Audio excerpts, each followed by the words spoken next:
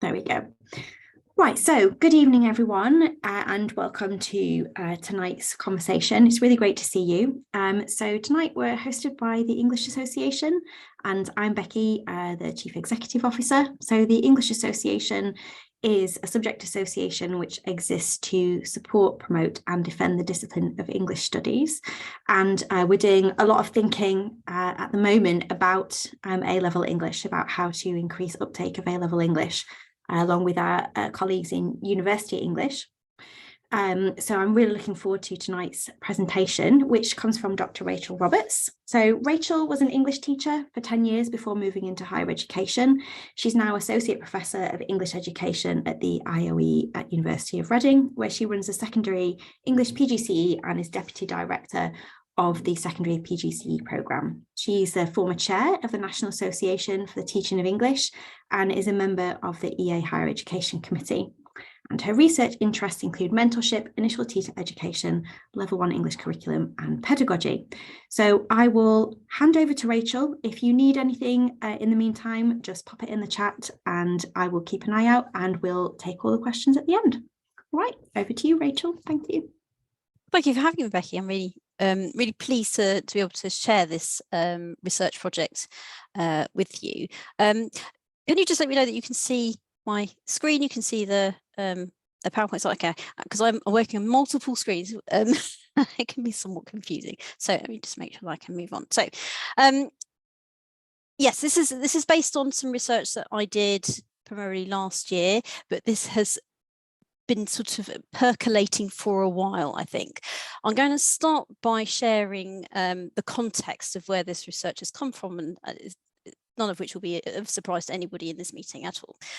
So we know that there's been a sharp decline over a period of time in the A-level numbers of English students. This is from JCQ. You can see again quite a stark difference between 2016 and 2021. And I've got some hot off the press data that's just been published by, this is actually from the DFE website. I will share this presentation. It has lots of the links if you want to follow anything up for yourself in terms of looking at the data yourself. But it does suggest the most current increase in A-level numbers, that there is a little bit of an increase in English literature of about 3.3%, a downturn in English. Now it's not clear whether they mean English language specifically, and I wasn't able to ascertain that information in the when I was looking at that earlier today, but I assume that's what they mean by English in a general form, but that seems to be down.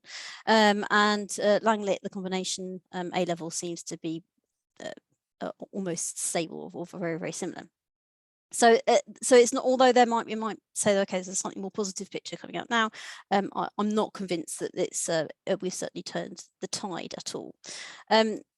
This is a comparison, and I'm not a statistician by any means, but I think this spoke to me quite strongly, that we have got this kind of continued ongoing decline over a period of time.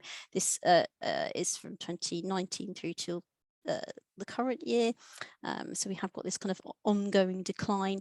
And then if you wanted to have the numbers of entries from 2019, we have 58,000, nearly 59,000 entries at A-level, down to 53, nearly 54 in this summer. Now, again, I'm not able to provide data in terms of how that maps onto the number of students available at any one time, but again, that is maybe indicative of where we are with English uptake.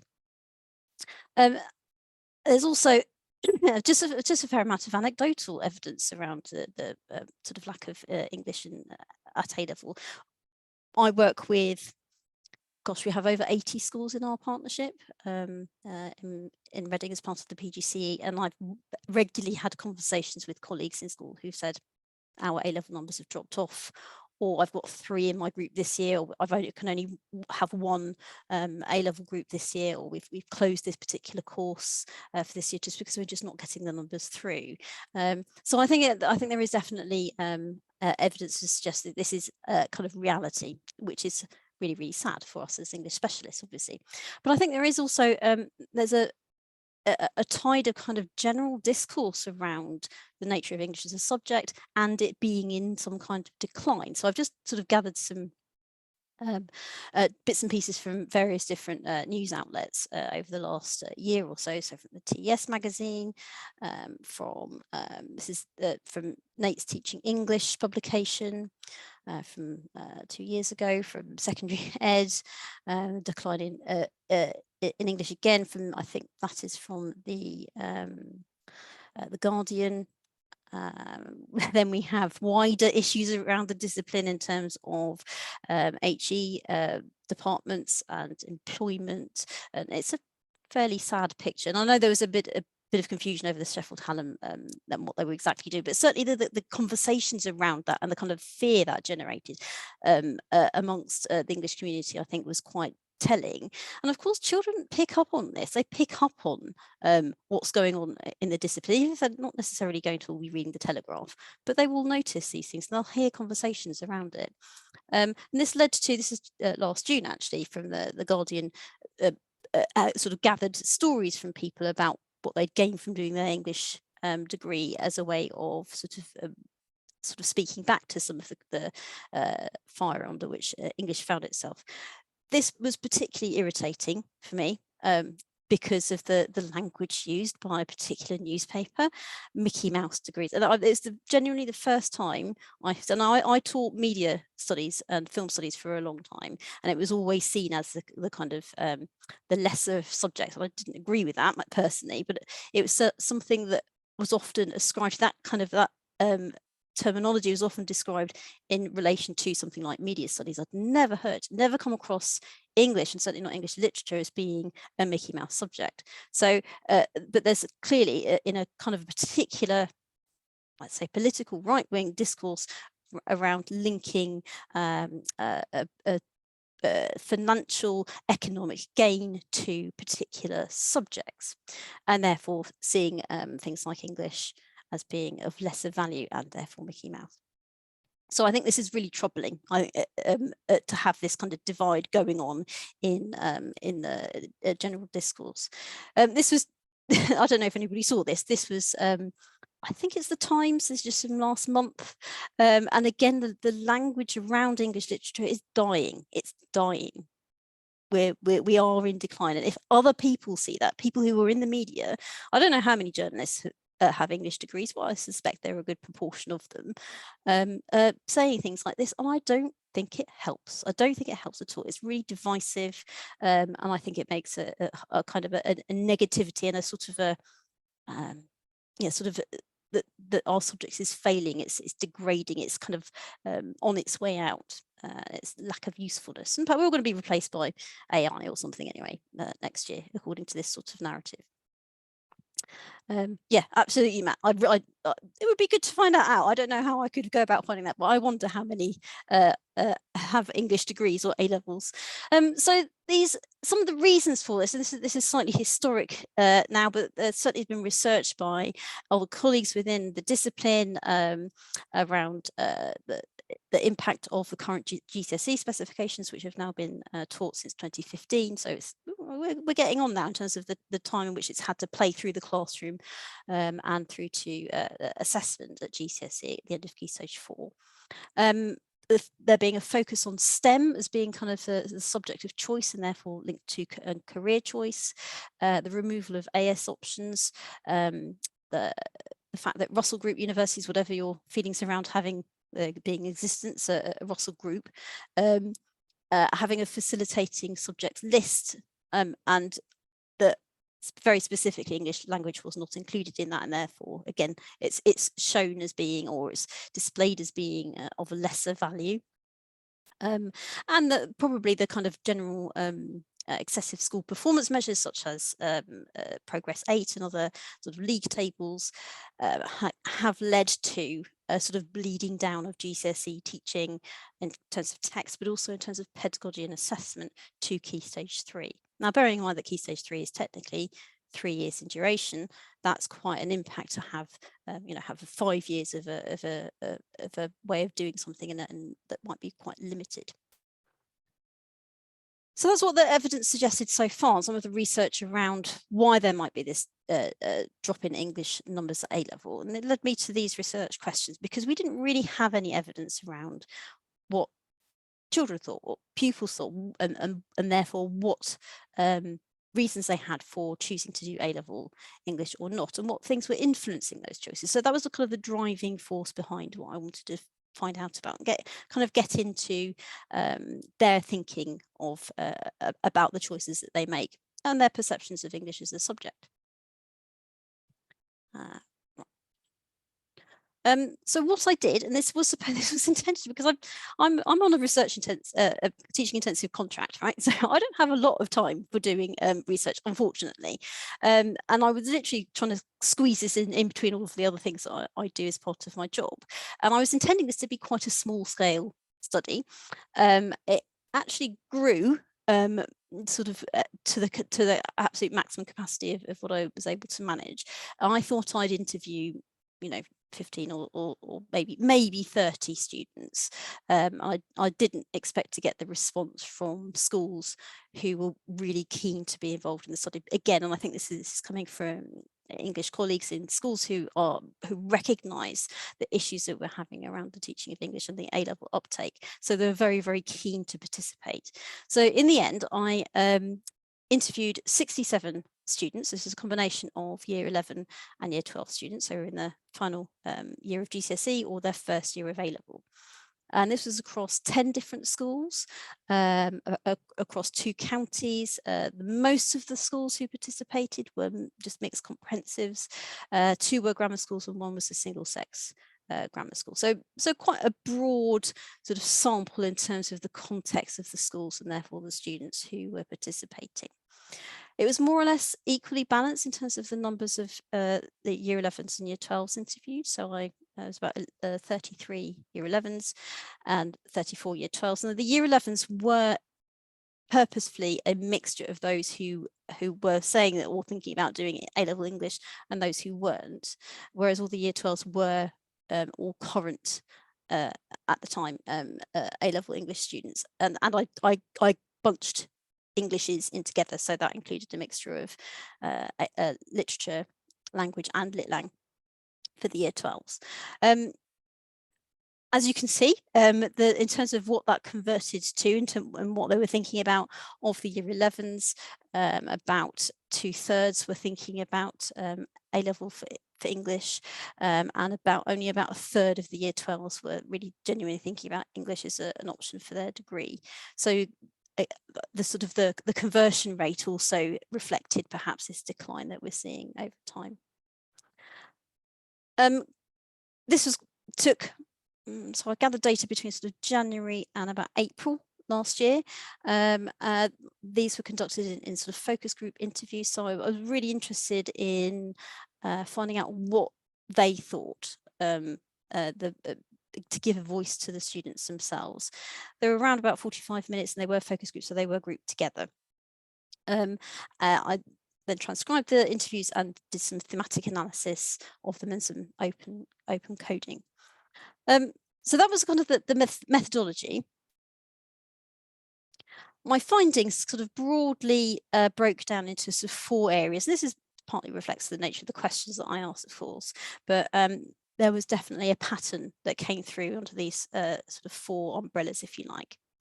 And these broke down into their sort of considering their experiences in English, and they were able to talk about their experiences at Key Stage 3, at GCSE, and what they thought about GCSE, and those of them who were A-level students also were able to talk about their A-level experiences and how it differed from the GCSE experiences.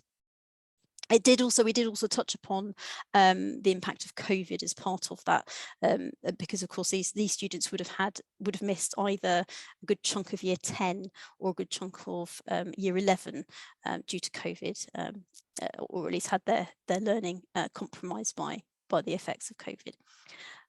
We also looked at what they felt the purpose and the benefits of studying English were, and again I was really keen for them to tell me what they thought it was for, rather than it being something that's imposed or I'd assumed about their thoughts about English and why it was on the curriculum. Why is it a compulsory subject? Why does it count twice? Why do they have 2 qualifications at GCSE? We did talk about what they felt good English lessons looked like as related to that, and therefore what they enjoyed from those English lessons, and that fed into their A-level choices, and what specifically they felt were influencing those choices. So what I'm going to do now, I'm going to talk through those kind of 4 areas, and if you've got any questions that come up, do just pop them in the chat, and I'll try and pick those up as I go along.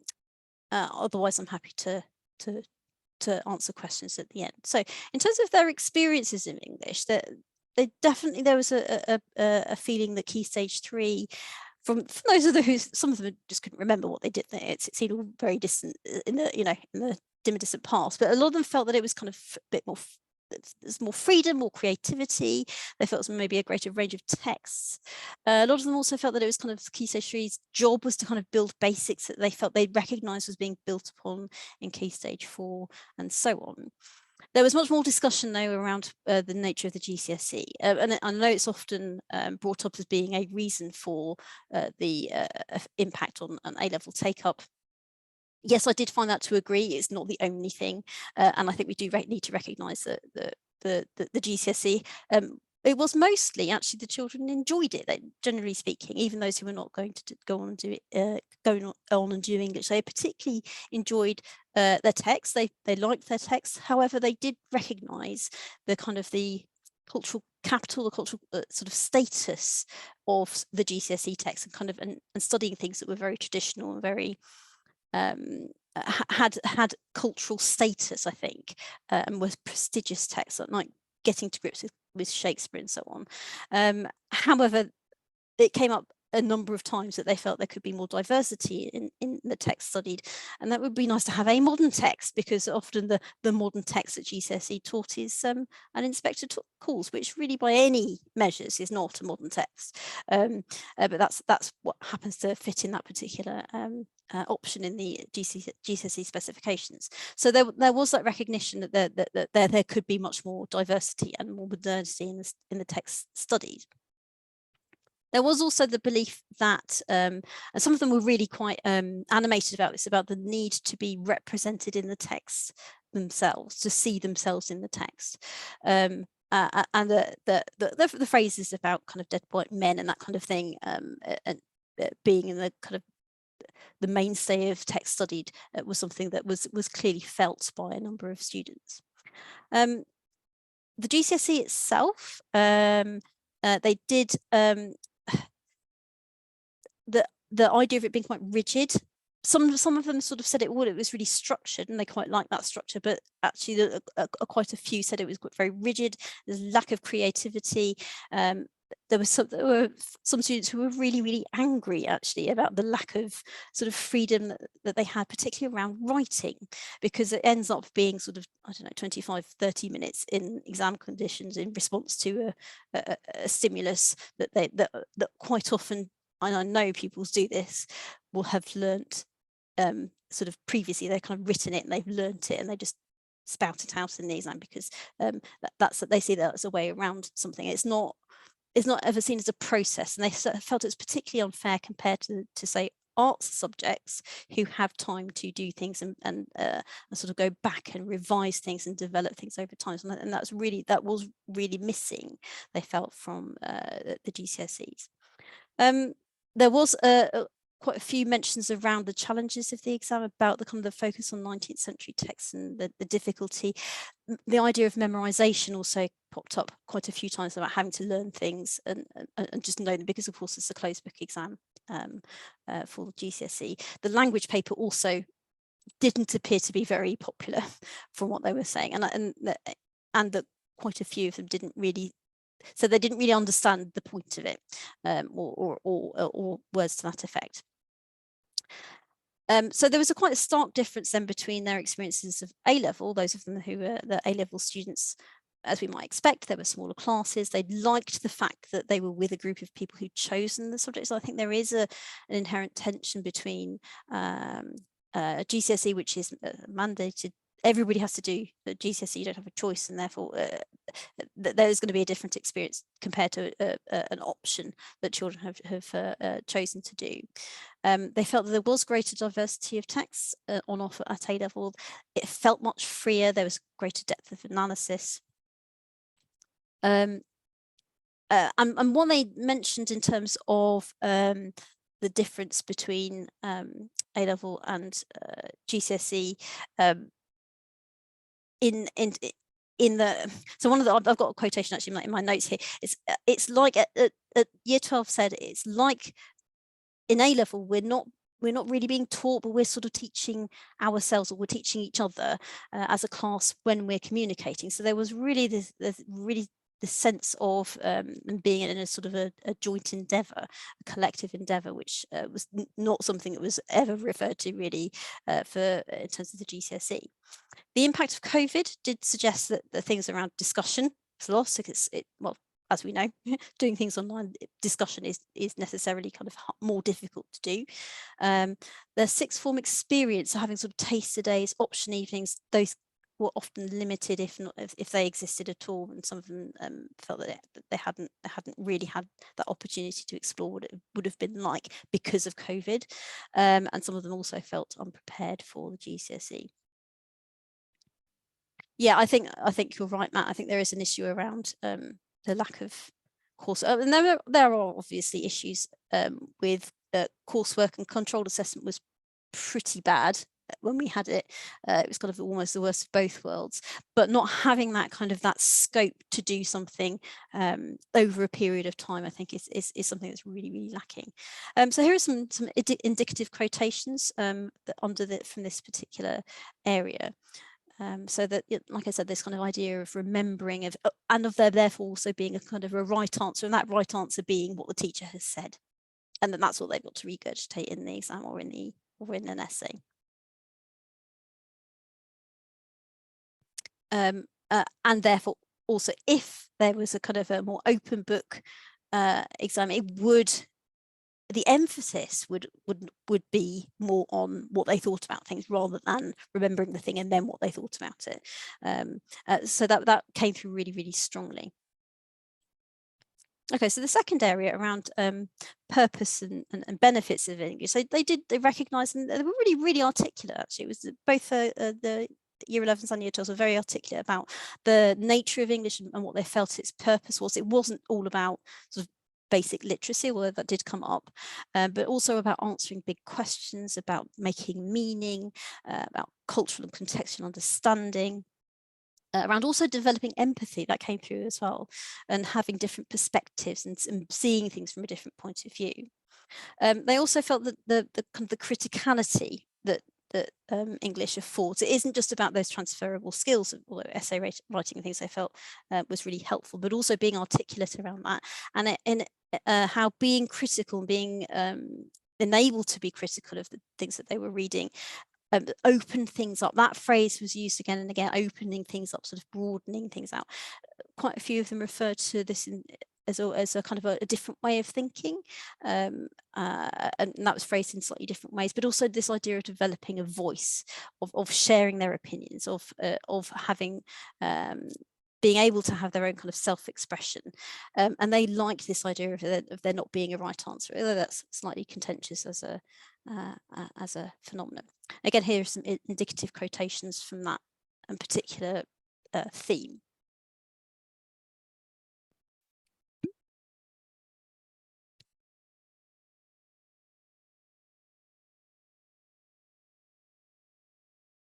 So I did really like that idea, that they thought it isn't just about the kind of the transactional nature of English, being able to, developing your skills of analysis, developing your basic literacy, being able to communicate, but the idea that it improves your social skills, that is part of who you are and how you're able to express yourself.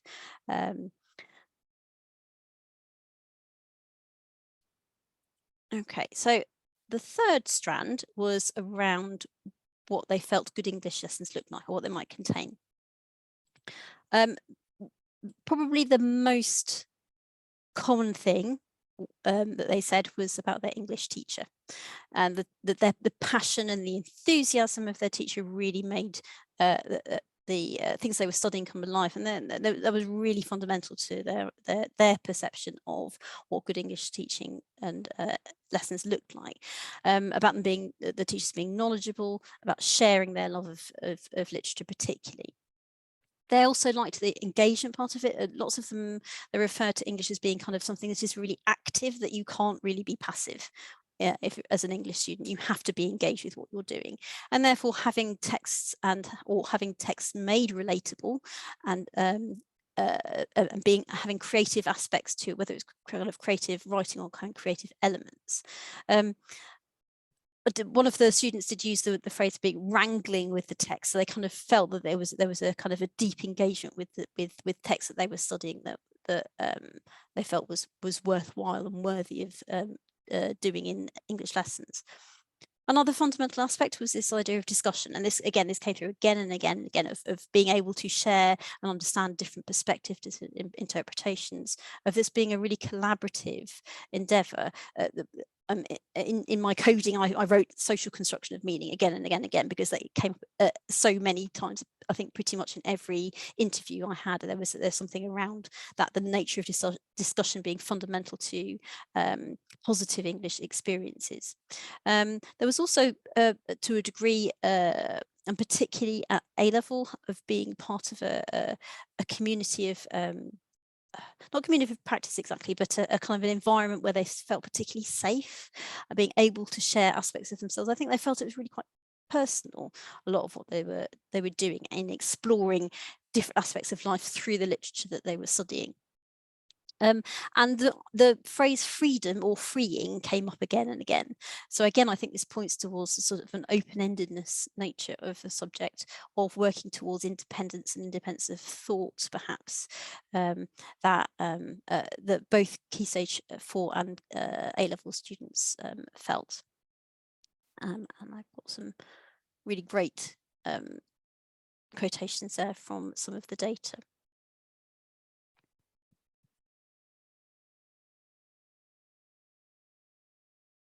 And I think that middle one, I put it as bold and I put it in italic, just because this spoke to me.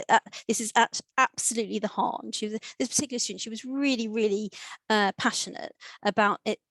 Everything stemming from discussion and from talking to each other, having this exchange of ideas and thoughts, and she really touched upon it. It's the beauty of it. She found it, and the way that she described the nature of the discussions that took place in her lessons was, it was a kind of there was something artistic, aesthetic, affective about it that I think spoke to certainly me, but I think also the other students within the interview itself.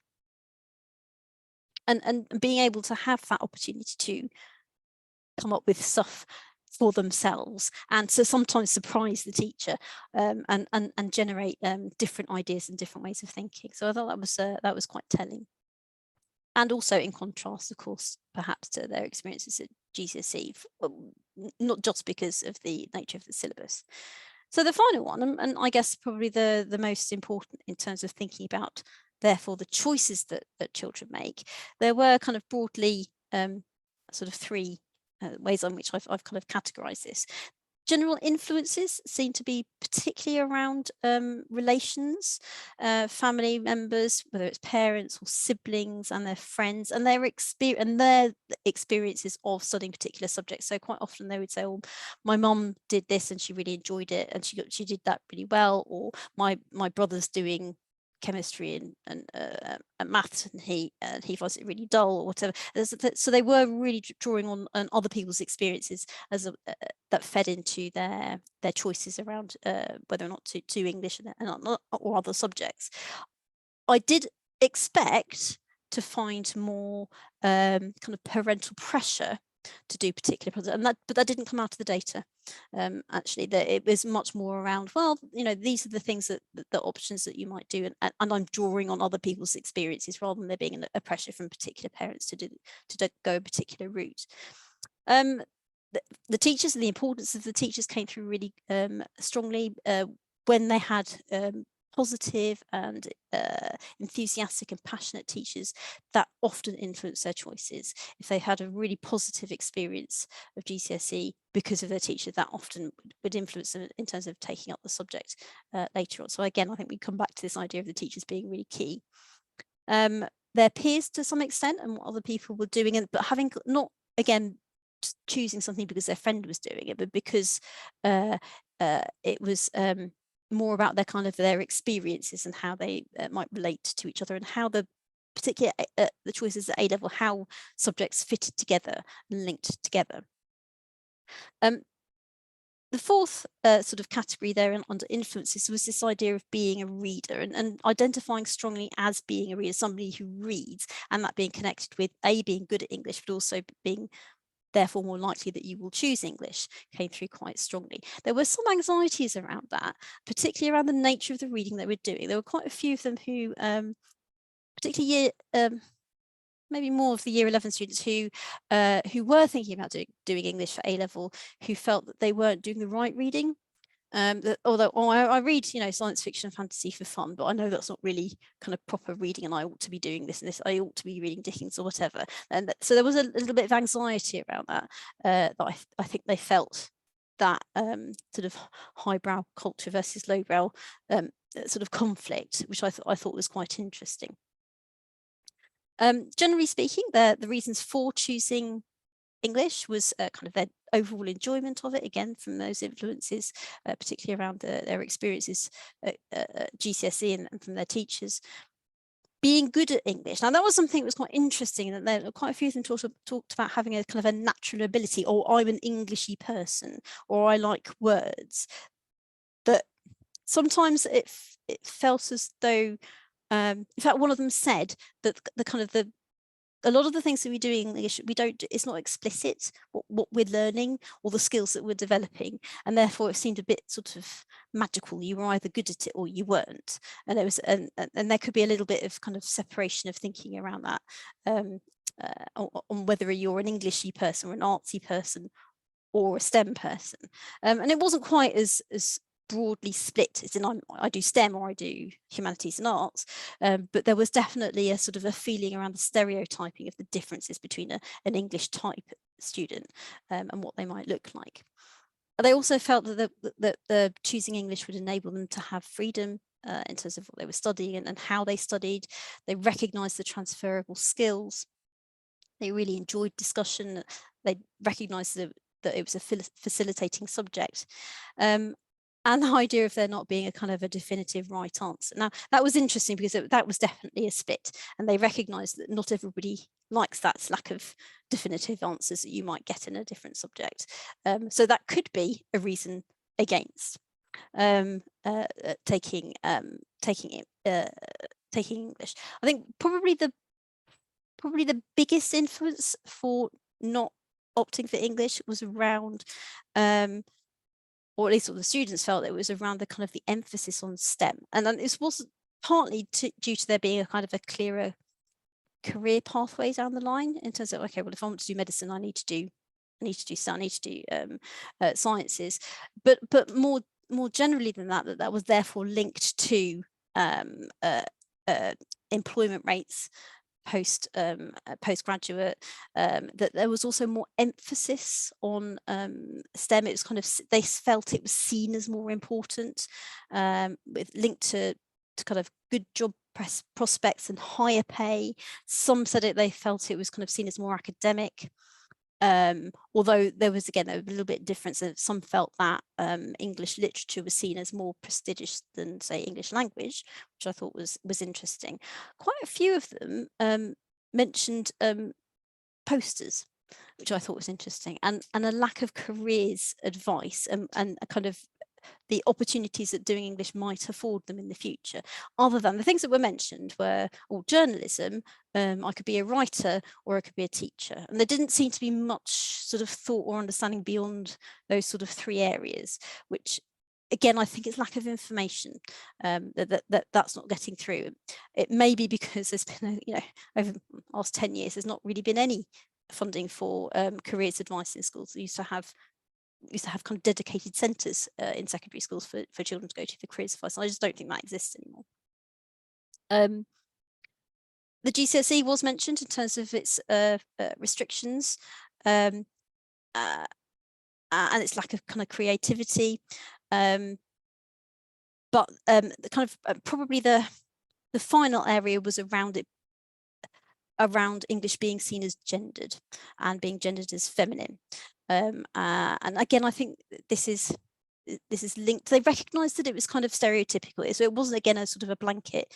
Well, if you're a girl, then you're going to like English because you like talking or reading or whatever. But they recognised it was a phenomena, but also that it was kind of stereotypical. So one of them said, a year 11 student said, so when I asked them about what they thought a typical English student might look like, they said, I picture girls, and I know that might come from a place of internalized misogyny. I don't really know many boys who are into reading or like writing. So although they recognised that there were issues around it, they did recognise that it was definitely a reality. And although I didn't actually gather data in terms of the gender sort of split in the classes and the pupils that I interviewed, their experience was that for the most part A-level English students were female. So again, it's sort of that played out into the realities in the classroom, and also their teachers were largely female.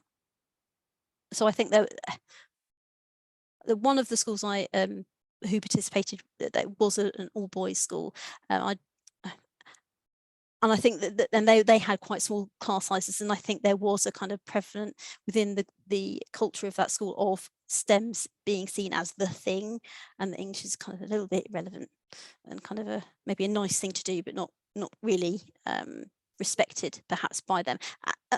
I was surprised about how many students were thinking long-term about their career prospects, and one of them mentioned mortgages. And I thought, well, at 16, I was not thinking about mortgages and what I might and what A-levels I was going to do in order to make sure I have a stable mortgage, 10 years later. So that really surprised me. So I wonder if there is more pressure on pupils now, on students now, about worrying about things like that. In fact, one of the year 12 students said the job market is getting smaller for people of our age, and it's just becoming increasingly difficult. So those kind of conversations, those things are going on around them, even if maybe from outsiders' point of view that it seems remote. So here are some indicative quotations from that particular strand.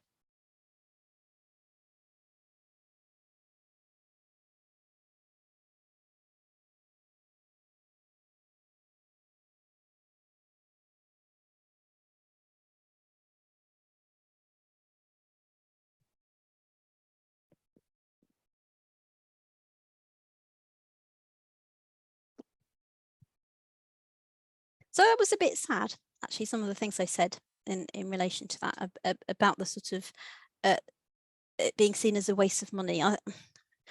We'd say, okay, this is kind of a result of a neoliberal performative education culture that emphasizes the kind of the output of things, and that everything needs to be tied to an economic increase or benefit. But it's sad that children are influenced to that degree, where they think there's no point in wasting your money. But of course, it is expensive to go to university. It's not free. I benefited from a full grant. There were no fees or anything when I did. So perhaps things have shifted so much in the last sort of 25 years that we have to bear this in mind, that maybe we need to make that more explicit, of we have to play the game a little bit in terms of making our subject explicit in what they're going to gain from studying it, other than just the joy of studying English and literature. Now, I was, somebody shared this with me from Oxford University. This is the abstract, or a bit of the abstract, from an MA education student's dissertation from just last year, Gemma Catchpole. And it was interesting because I didn't have a conversation with her about this at all, but she did something quite similar in that she interviewed 10 year 12 students who had not chosen to do English. so it really coincided what I was doing, but it's kind of like the negative version, if you like, the kind of the opposite end of it. And I thought this was really, really interesting in that her findings were very, very similar. Now, these were pupils who were really strong readers. They were very able academically, and that, you know, sort of had 8s and 9s for their GCSE results. But again, that you can see the sort of similar sorts of things coming through. It was about their experiences of GCSE, their difficulties with essay writing, the subject nature of English, the subjective nature of English, and although they enjoyed certain kinds of fiction, they thought that those were just for escapism and not for serious study. And she does suggest that that having a choice around subjects, or limited choice around subjects at A-level, is likely to impact English in the future and an ongoing way. And again, that came through in some of the data that I gathered, that it didn't fit, or it wasn't capacity to do it. Maybe the not being able to do AS level in the way which we have done in the past it is likely to be that. So it becomes sort of disposable. So where you might have a kind of a generally a sort of STEM focus in their choices, maybe they felt that the English just didn't quite work with that, or sometimes it might be the workload associated with that being sort of a heavy, in inverted commas, essay subject. So I thought it was quite interesting. So I will stop for kind of questions and comments in a second, but just kind of what we might do off the back of this.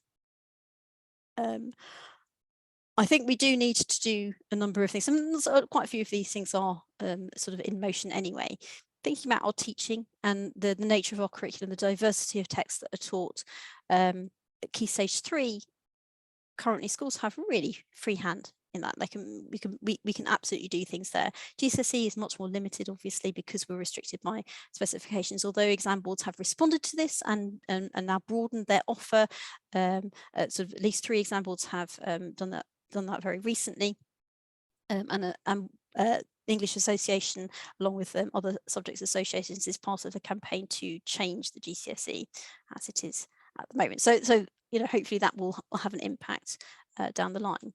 I think we do need to celebrate our subject a little bit more, and more visibly for students of school age, which will hopefully broaden their horizons. It will celebrate the kind of the fundamental things that we think they gain from studying English, including empathy and interpretive skills and so on.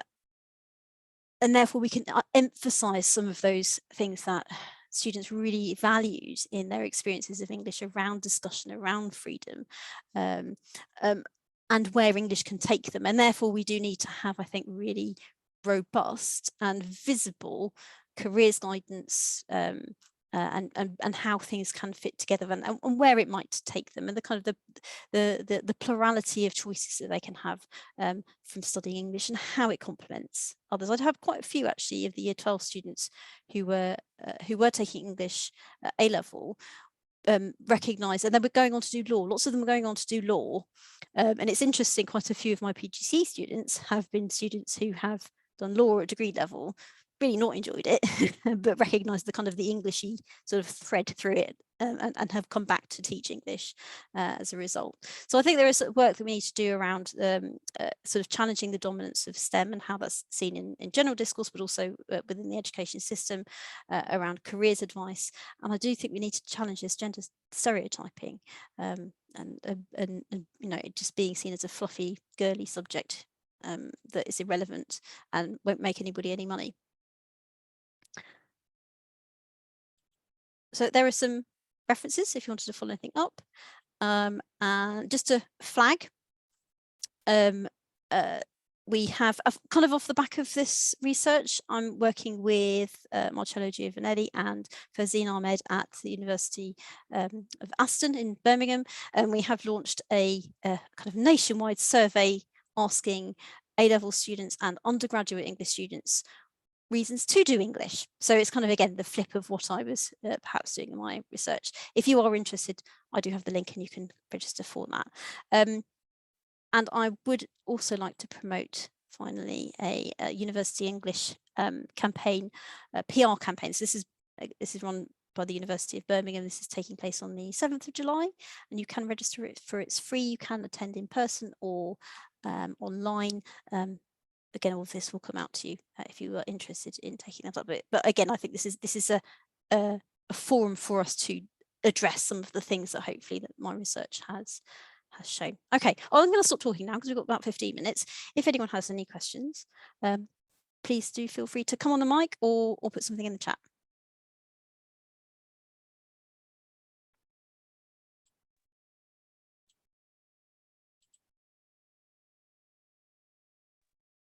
Hi, Rachel. Can you hear me? I can. Hello, Phil. Hello. Thanks for that talk. That was great and really interesting. I'm PI on a project in Leicester called Sensory Reading, and we're talking with quite a few teachers and pupils in Leicester about their experience of GCSE. And one thing that we've encountered is the emphasis on so-called feature spotting, which is putting not only a lot of pupils off studying English beyond GCSE, but also kind of flattening the enthusiasm of teachers as well. And I just wondered if this talk about feature spotting had registered at all in your research. Not specifically from the students. It's something that I recognise generally being in and out. I observe hundreds of lessons over the course of any academic year, and I think it can be an issue if we end up going down the route of very generic pedagogy, which reduces English to sort of features, language techniques, that kind of thing, and that being the starting point. You know, children recognise, you know, if you plonk a poem in front of them and you spend half an hour underlining the similes and then you write a P paragraph about it, that's not English. That's boring for everybody. You know, so absolutely, I think that's going to feed into children's experiences if that is how English is being sort of codified, how it's being kind of reduced from a pedagogical point of view. Yeah, thank you. Yeah. You're welcome.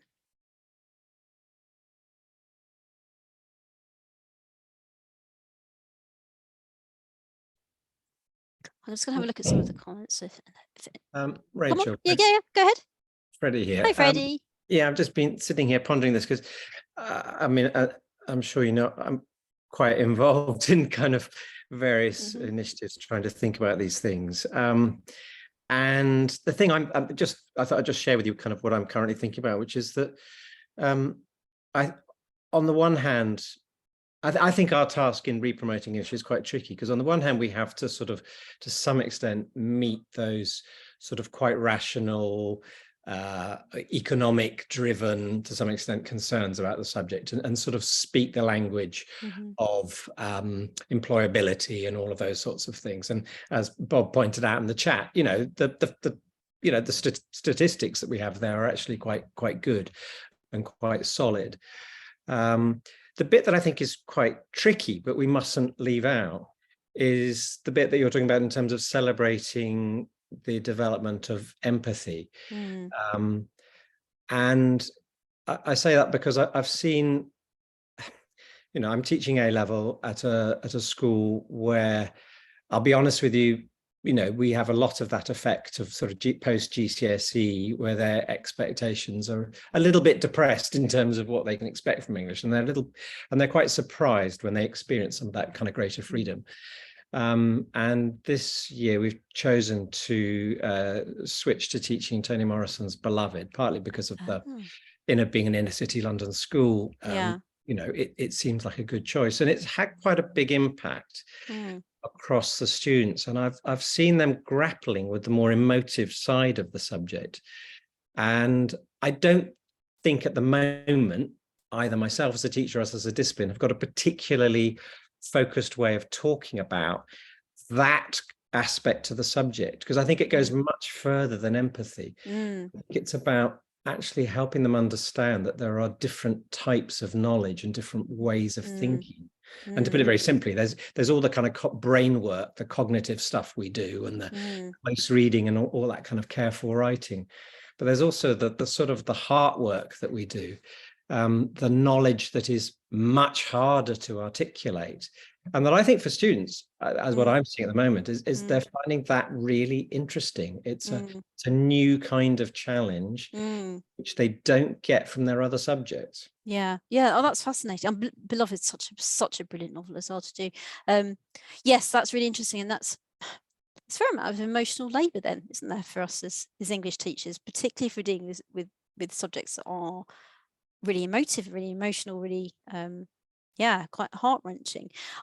Freddie, would you write something up around the teaching of Beloved? I think that would make a really nice sort of case study.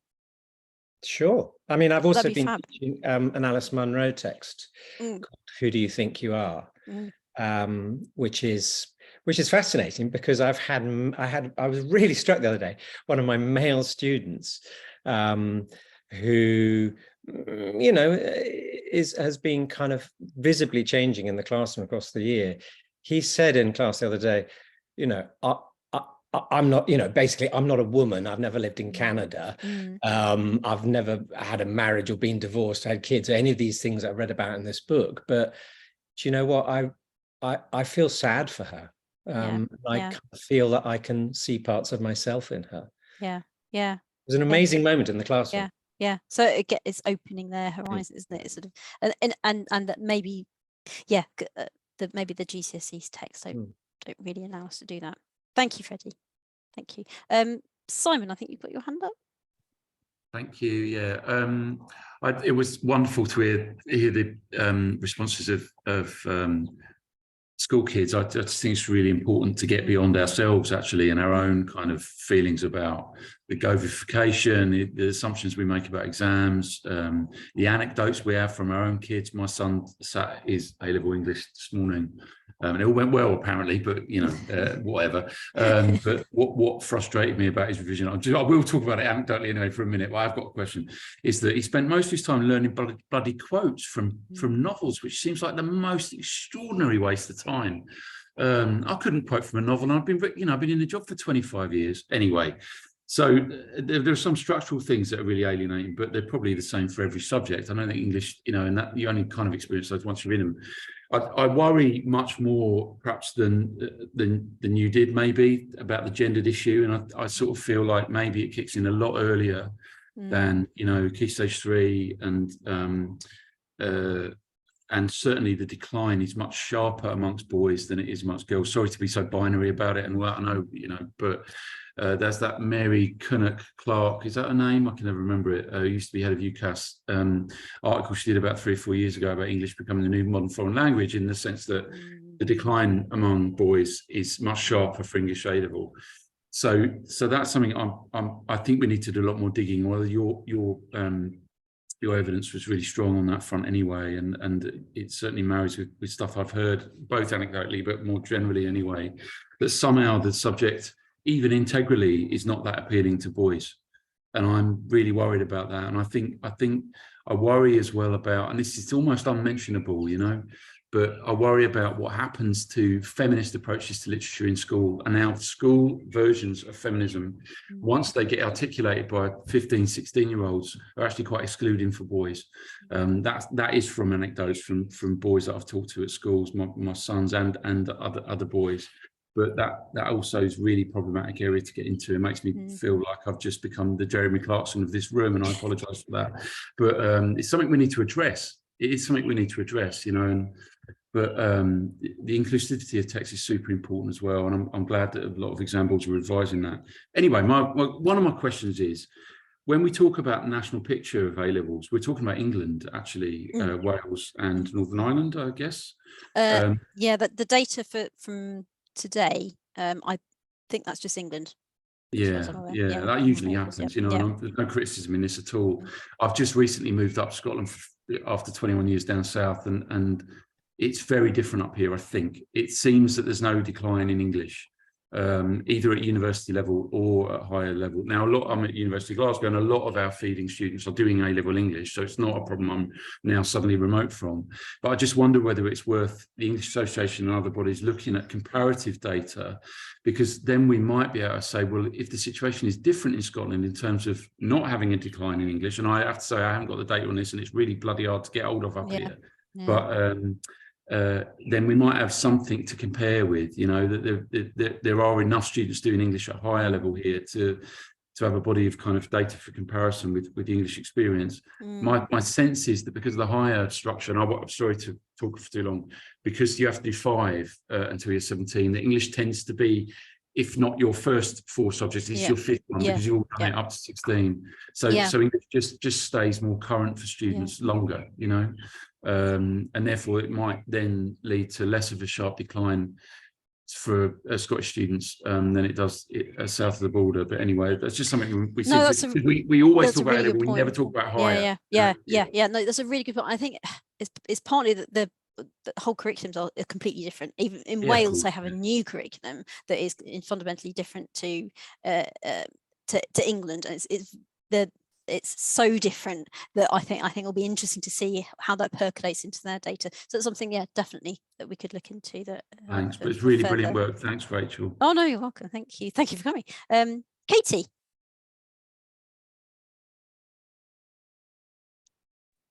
Sorry, like a bad student there. Yes, thank you. It is interesting. And I'm an A-level teacher of English. Both English is actually English language and English literature. And just speaking for English language, it's worse, you know, and you can see from those figures it's worse. And I do think it's the GCSE.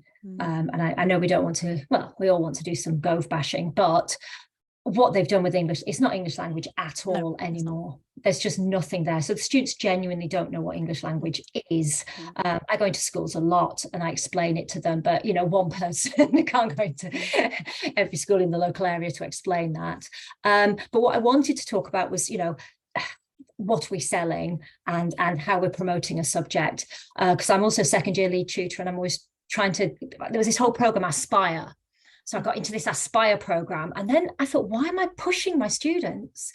Why is this a mark of success that they want to be lawyers, that they want to be bankers, that they want, why are those the criteria by which I am now saying, hey, students, you're really bright, I want to force you into these subjects? They didn't want to do them. They didn't want to apply to those universities. And I just think English literature is not necessary. I don't know, there's a big class thing here. And I think the more expensive university is, and the more students are told about their debt, they are being forced into narrow bands, which upper middle class students are not. I'd be really interested to see how English literature is holding up, a bit like modern languages in other places. So I understand what you're saying about how we want to promote it, but I don't know if we're going to get students who want to do English language literature, by saying, hey, you can be a lawyer. Anyway, it's just a big debate. It's a lot of questions, but I think a lot of English literature lecturers who studied English literature at university will find that very hard to go, it's this hardcore subject for these hardcore reasons. But then if we're pushing all the effective stuff, maybe that is putting off boys. But the gender thing has always, I'm not downplaying it, but the gender thing has always been the case, whereas this decline now is a new thing. You're right. You're right. We are in danger, and I think as some of the kind of the more recent press articles have alluded to this, that we are in danger of becoming irrelevant and elitist, and a bit like music, in that you can only, if you can afford to study it because you can pay for the lessons and you can buy the instruments, then that's great. Then you can, if you can't, then. So I think that there is a danger of that happening if we're not careful. Thanks. I'm loath to stop the conversation. We're almost at 6 o'clock. So if we maybe just take, was it Penny who had their hand up? Yeah, hi, I'm also an A-level teacher, English literature, English language and literature. Listening to all the arguments, it's really interesting, and all the research is fantastic and really helpful in looking how to move forward. But I address language and literature through the skills that it provides for a number of jobs, as well as degree courses. I'm actually a practicing forensic linguist outside of my teaching job, so I work a lot.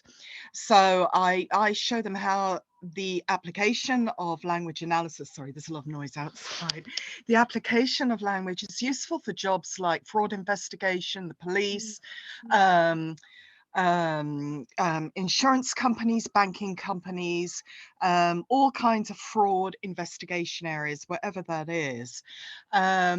In terms of language and linguistics itself, or English language, we look at how that supports going into areas, really exciting areas like forensic linguistics. And I have those kind of contacts, and I draw on cases that have been done by my colleagues at Aston in the past. And yeah, we found that for the first time our numbers with LangLit exceeded our numbers in literature.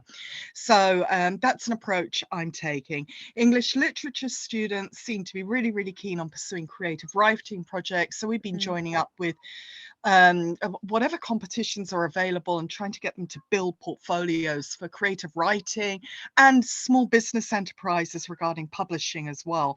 So I'm trying to take a really active, hands-on approach to doing this. It suits our cohorts and it suits the students that we're working with. Anyway, that's my Thank you, Pen.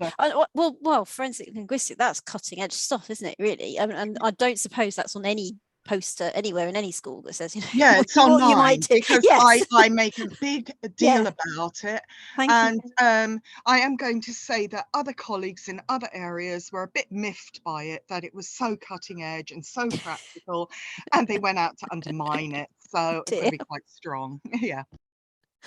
Oh, thank you for that, Penny. But yes, I think we could do better as a discipline in thinking much more broadly around our subject. And it doesn't help that the English language GCSE is not English language, really. Certainly not anything that resembles anything that they go on to study later. Well, thank you, Rachel. Thank you, everyone, for that conversation. We will have the recording of the session available in a couple of days' time, and I'll also include the links to the University English Action On event that Rachel had in her slide. I'll include all the links that were in the chat as well to all those useful things, so don't worry about jotting them down now. So thank you, everyone, for coming along. Do take a look at our events programme on our website and see what else you might fancy coming to see. But for now, I'll wish you all good evening, and I will see you all soon. Thank you. Thanks, everyone. Thank you.